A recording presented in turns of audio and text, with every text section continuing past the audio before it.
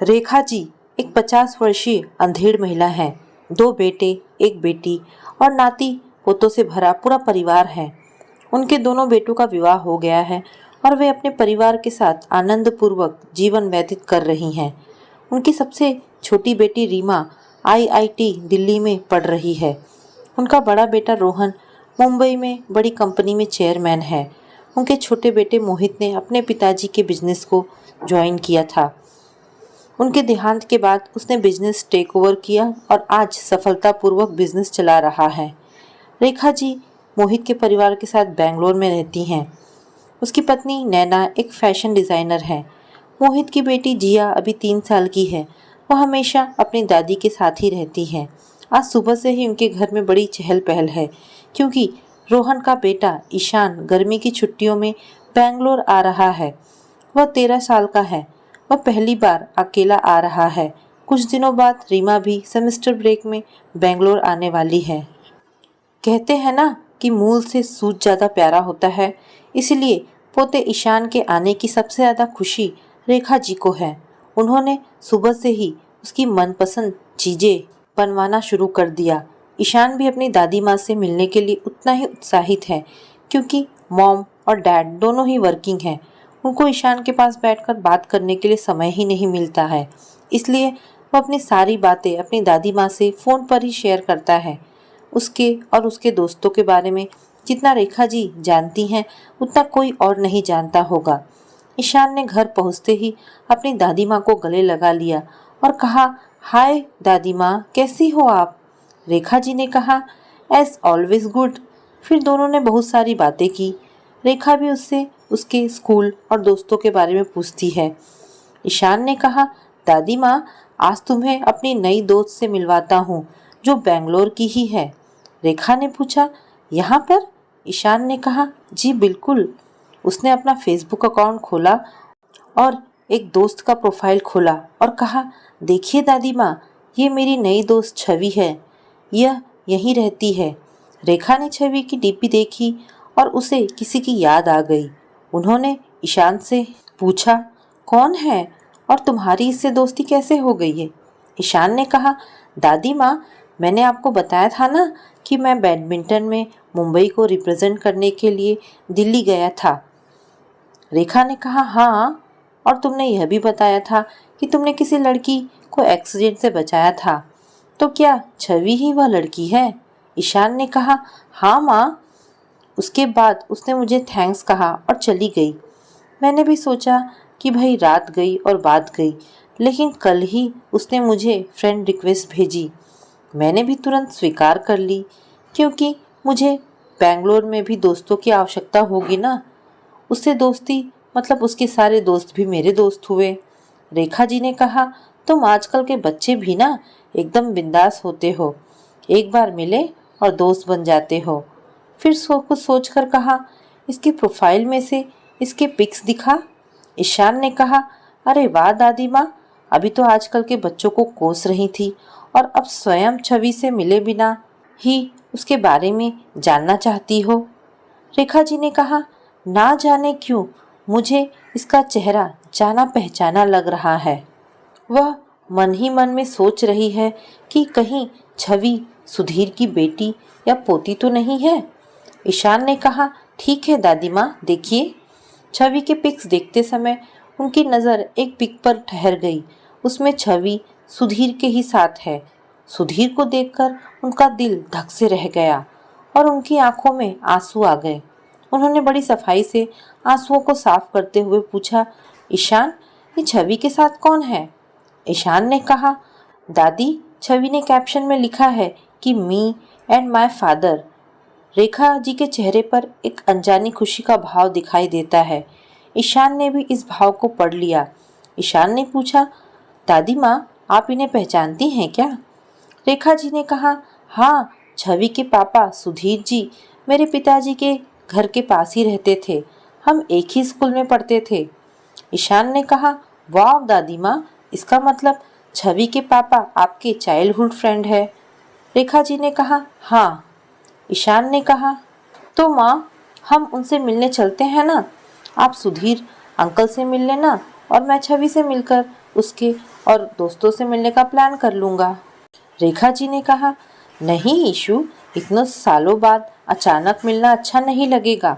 तुम छवि से मिल लो, तुम्हारी तो कुछ दिनों पहले की दोस्ती है। ईशान ने आगे कुछ भी नहीं कहा। वह छवि से चैटिंग करने लगता है। रेखा जी भी अपने कमरे में चली जाती हैं। कमरे में वह आराम कुर्सी पर बैठ जाती हैं। उनका दिल बहुत ही उद्वेलित हो रहा है। उसमें दो भाव एक साथ दिखाई दे रहे हैं। एक भाव बहुत ही खुशी का है, क्योंकि आज 35 साल बाद उनका प्यार उनके नज़दीक आ गया है।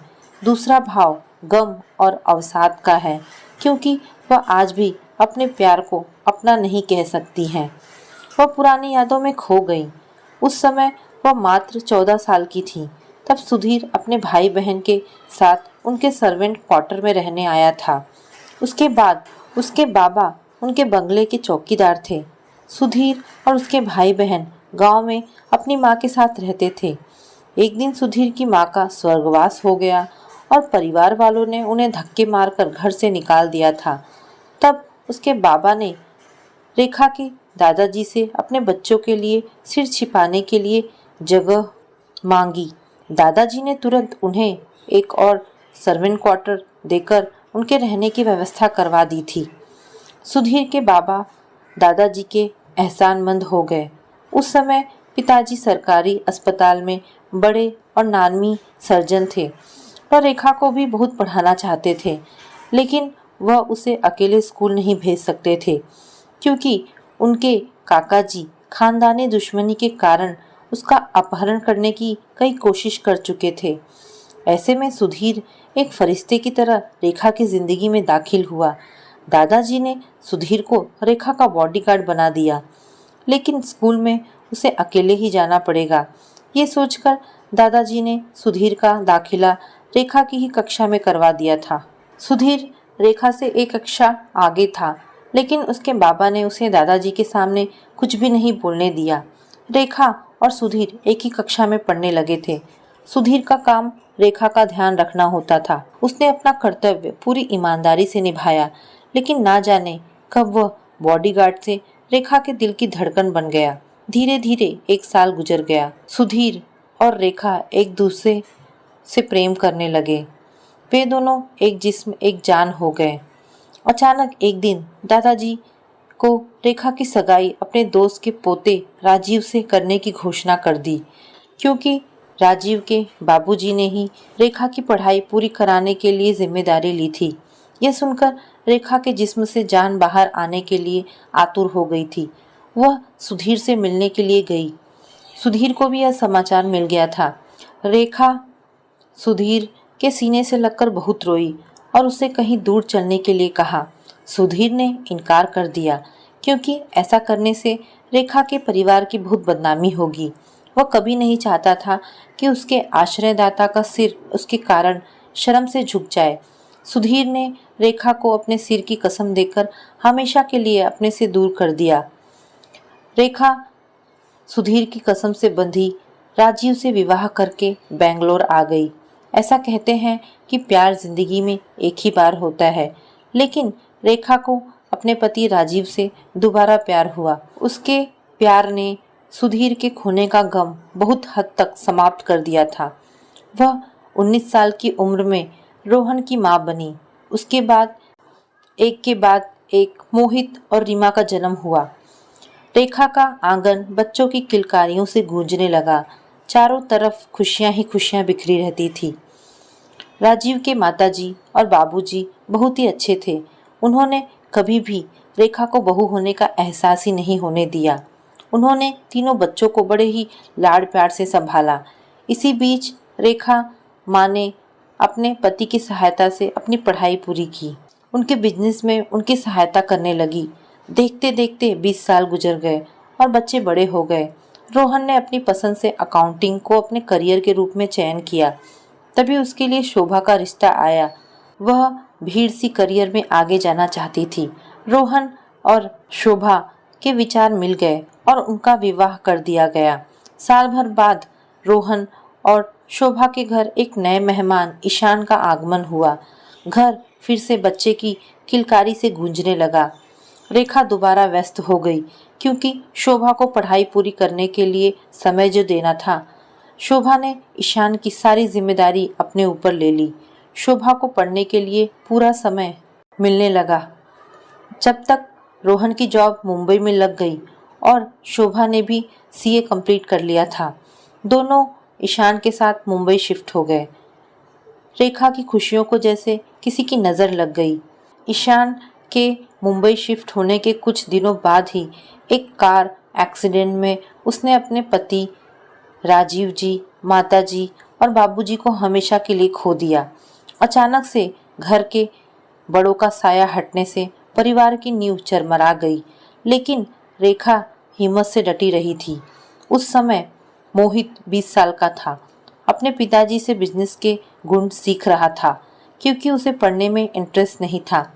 पिता के देहांत के बाद पूरे बिजनेस की जिम्मेदारी उसके नाजुक कंधे पर आ गई थी। रेखा की सहायता से उसने बिजनेस अच्छे से संभाल लिया। तब रेखा ने मोहित का विवाह उसकी पसंद की लड़की नैना से करवा दिया। तब तक रीमा आईआईटी में सिलेक्ट हो गई थी और उसे दिल्ली कॉलेज मिला था। वह वहाँ हॉस्टल में शिफ्ट हो गई, वीरान हो गई। मोहित और नैना अपने अपने काम पर चले जाते थे और रेखा दिन भर घर में अकेली होती थी। जिंदगी की यह सांझ उन्हें बोझ की तरह लगती थी। इस उम्र में जब वह अपने सारे कर्तव्य बहुत अच्छे से निभा चुकी हैं, उन्हें एक हम उम्र साथी की आवश्यकता थी जिससे वह अपनी सारी बातें शेयर कर सके। वह अकेलेपन की आंच में तिल तिल कर जल रही थी। कोई कंधा उनके पास नहीं था जिस पर सिर रखकर वह दुनिया के गम भूल जाए। कहने के लिए मोहित और नैना उसके साथ थे, लेकिन उनके पास रेखा के लिए बिल्कुल समय नहीं था। जब घर में होते तब भी अपने कमरे से बाहर ही नहीं निकलते थे। अकेले में उन्हें कभी राजीव की तो कभी सुधीर की यादें परेशान करती थी। कुछ समय बाद जब जिया का जन्म हुआ तो रेखा को लगा कि उनका पुनः जन्म हुआ है। वह फिर से जिया के साथ अपना बचपन जीने लगी थी। अब जिंदगी बोझ नहीं लगती थी, लेकिन उन्हें यह एहसास भी सताता था कि जब जिया बड़ी हो जाएगी तो वह भी स्कूल जाने लगेगी, तब वह एक बार फिर से अकेली हो जाएंगी। तभी बाहर से ईशान की आवाज़ आई कि दादी माँ, आप ठीक तो हो ना? उस आवाज़ से रेखा को वापस वर्तमान में लाकर खड़ा कर दिया। उन्होंने जवाब दिया, हाँ मैं ठीक हूँ। उन्होंने अपना चेहरा धोया क्योंकि उस पर पुरानी यादों के अश्क अपने निशान छोड़ गए थे। फिर वह कमरे से बाहर आई तो देखा कि शाम के 7 बज गए हैं। उनकी संध्या पूजा का समय हो गया है। वह पूजा करके पूजा कक्ष से बाहर निकली। तब तक मोहित और नैना भी आ गए। मोहित ने पूछा, माँ आप ठीक तो है ना? जिया की नैनी कह रही थी कि आप 2-3 घंटे तक अपने कमरे से बाहर नहीं आई। रेखा जी ने कहा, सब ठीक है। वो हल्का सा सिर में दर्द हो रहा था। ईशान को लग रहा है कि कोई तो बात अवश्य है। दादी माँ, सुधीर अंकल का पिक देखने के बाद से ही परेशान है। वह मोहित चाचू से तो बात शेयर नहीं कर सकता है। वह मन ही मन में ठान लेता है कि वह बात अवश्य पता करके रहेगा। 2-3 दिन इसी तरह से गुजर जाते हैं और रीमा बेंगलोर आ जाती है। रीमा ईशान को बहुत प्यार करती है क्योंकि वह इस घर का पहला बच्चा था जो उसके बचपन का साथी है। जब ईशान ने पहली बार अपनी तुतली सी भाषा में बुआ जी कहा था, तभी वह अपना दिल हार गई थी। वह अपने पिताजी के अलावा सिर्फ ईशान से सबसे करीब है। वह अपना हर राज ईशान से शेयर करती है और ईशान भी अपने दिल की बात रीमा को आसानी से बता सकता है। उसे यह सोचना नहीं पड़ता कि बात सही है या गलत। ईशान ने सुधीर अंकल के बारे में रीमा को बताया और रीमा को भी लगा कि सुधीर अंकल से जुड़ी कोई बात तो माँ को परेशान कर रही है। दोनों ने मिलकर उस बात का पता लगाने का निर्णय लिया। इसके लिए दोनों छवि से मिलने उसके घर जाते हैं। वह तीनों गार्डन में बैठकर बात कर रहे होते हैं कि रीमा की नज़र उस रिक्शा पर पड़ती है जो अभी हॉल गेट पर आकर रुकी। रिक्शा से जो उतरा उसे देखकर रीमा आश्चर्यचकित होकर बोली, ये यहाँ पर? छवि ने कहा, ये 3 दिन पहले भी आई थी।